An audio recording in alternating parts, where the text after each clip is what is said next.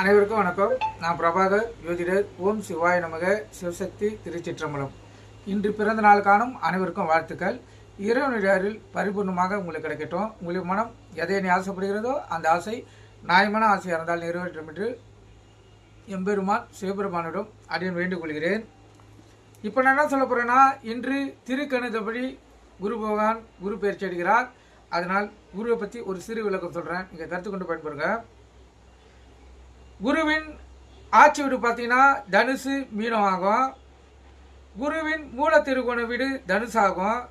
குரு கடகராசியில் 5வது பாகையில், அதாவது பூசம் 1ஆம் பாதத்தில் உச்சம் பெறுகிறார். கருத்தில் கொள்ளுங்க. இப்போ கடகராசியில் தான் இறங்குறார். அவர் இந்த பூசம் 1ஆம் பாதத்தில் உச்சம் பெற்று நிற்பார். ஏன்னா இந்த கடகராசி குருக்கு உச்ச வீடாகும். கருத்தில் கொள்ளுங்க.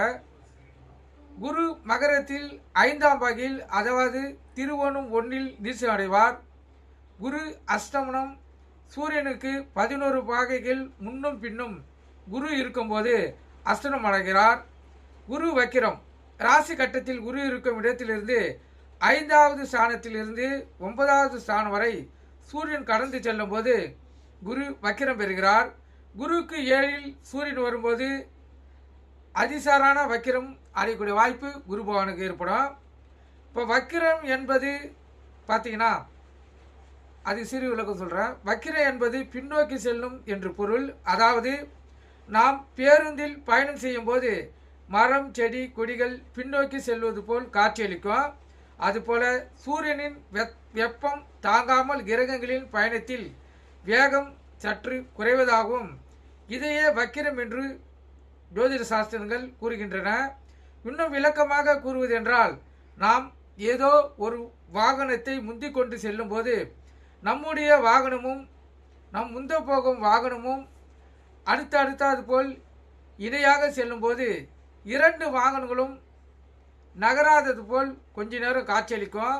நாம் அந்த வாகனத்தை முந்திக் கொண்டு போகும்போது அந்த வாகனம் சிறிது நேரம் பின்னோக்கி செல்வது போல் காட்சியளிக்கும்.